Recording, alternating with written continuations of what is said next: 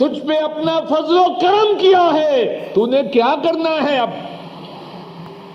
اقنتی لربک، اپنے رب کی تابعدار ہو جا. اور یہ بات ان کے لیے بھی ہے اور میرے اور آپ کے لیے. کیا ہم پر ہمارے رب نے کرم نہیں فرمائے؟ بولیے.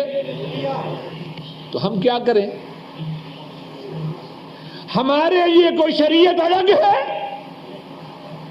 مریم تو رب کی تابعدار بنے اور ہم شیطان کے ایجنٹ بنے؟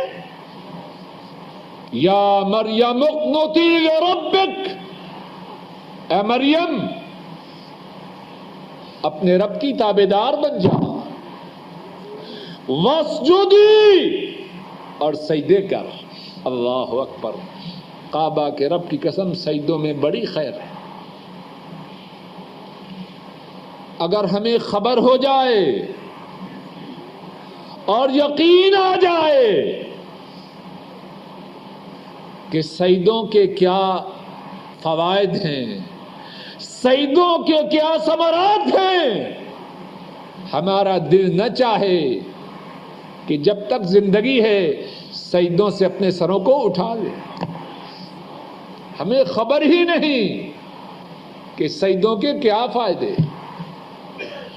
ہم تو فرض نماز بڑی مشکل سے پڑھتے ہیں، سجدوں کی بات کیا کریں؟ سجدے، اللہ اکبر. ایک حدیث پاک میں رسول کریم صلی اللہ علیہ وسلم نے فرمایا، جس کا خلاصہ یہ ہے، بندہ بہت زیادہ نفل پڑھتا ہے، سجدے نفل ہے، بہت زیادہ نفل پڑھتا ہے، حتیٰ کہ رب کا محبوب بن جاتا ہے.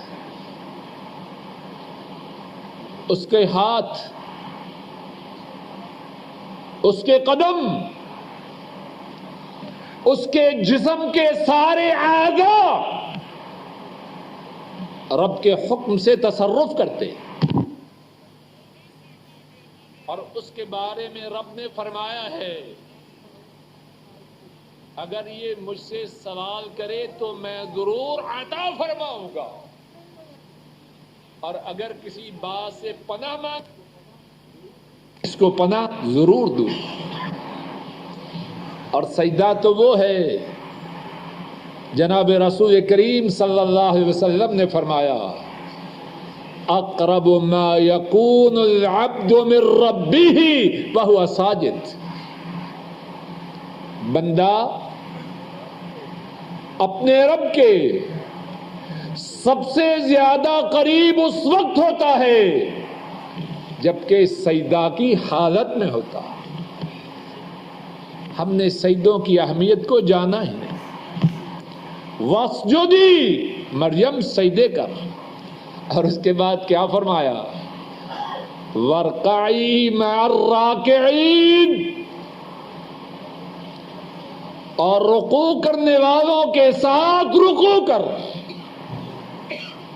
اللہ اکبر. کچھ بات سمجھ میں آئی؟ نماز پڑھ ہاں جماعت کے ساتھ. اور یہ حکم کسے ہے؟ اور اگر ہم اب جماعت کو چھوڑیں تو ہم مرد ہیں یا عورتیں؟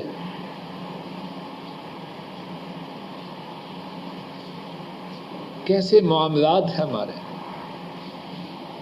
اور پھر تعویلیں کرتے، باتیں بناتے ہیں اور شرم نہیں آتی. وارکعی مع الراکعین، مریم رکوع کرنے والوں کے ساتھ رکوع کر. دین اسلام میں نبی کریم صلی اللہ علیہ وسلم کی لائیو شریعت میں عورتوں پر مسجد میں جا کے جماعت کے ساتھ نماز پڑھنا لازم نہیں، لیکن مرد انہیں اس بات کی اجازت نہیں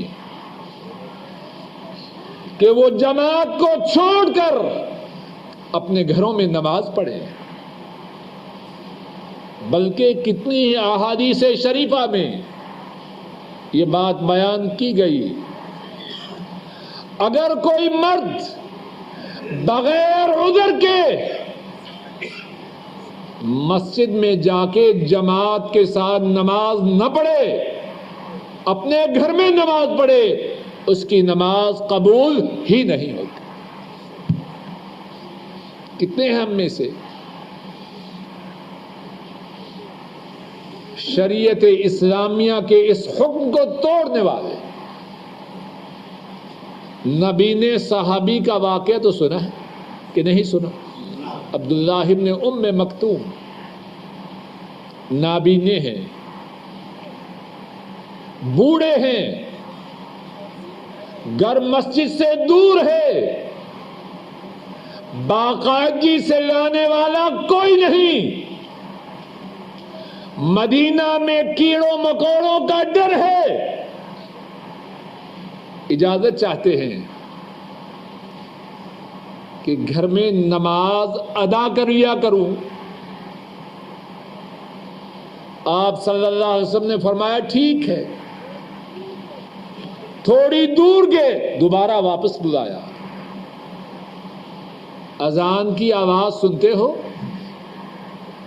جی ہاں سنتا ہوں۔ فرمایا فحی حلن، اگر اذان کی آواز کو سنتے ہو تو اس پہ لبیک کہو، مسجد میں پہنچ جاؤ، لا اجد لک رخصتا، میں تیرے لیے دین اسلام میں اس بات کی اجازت نہیں پاتا کہ تو اندھا ہونے کے باوجود، بوڑھا ہونے کے باوجود، مسجد سے گھر دور ہونے کے باوجود، مدینہ میں کیڑوں مکوڑوں اور درندوں کے ہونے کے باوجود میں تیرے لیے اس بات کی اجازت نہیں پاتا کہ تو جماعت کو چھوڑ کر اپنے گھر میں نماز پڑھ لے۔ کیا ہم اندھے ہیں؟ بوڑھے ہیں؟ کیا بیماری ہے ہمیں؟ سوائے اس بات کے کہ شیطان نے ہماری عقلوں پر قابو پایا ہمارے گناہوں کی وجہ سے۔ وارکعی مع الراکعین، اے مریم رکوع کرنے والوں کے ساتھ رکوع کر۔ اللہ مالک اپنے فضل و کرم سے کہنے والے کی اور سب سننے والوں کی اصلاح فرمائے۔ ہماری جو غلطیاں ہیں اللہ مالک ان کو دور فرمائے، جو غلطیاں ہو چکی اللہ ان کو معاف فرمائے اور آئندہ غلطیوں سے محفوظ فرمائے۔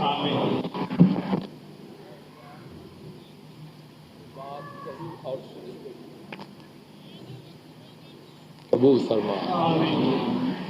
کہنے اور سننے میں اے اللہ جو غلطی ہوئی ہے اس کو معاف فرما۔ اے اللہ ہم خطا کار ہیں، بات کہتے ہیں تب بھی غلطی کرتے ہیں، بات سنتے ہیں تب بھی غلطی کرتے ہیں۔ اے اللہ ہماری غلطیوں کو معاف فرما۔ اے اللہ ہماری نیتوں کو خالصہ کر۔ اے اللہ ہمیں اخلاص عطا فرما، اور جو نیکی کی بات کہی اور سنی گئی ہے اے اللہ اس کو قبول فرما۔ اے اللہ نیکی کی بات جو کہی اور سنی گئی ہے اے اللہ اس کو قبول فرما۔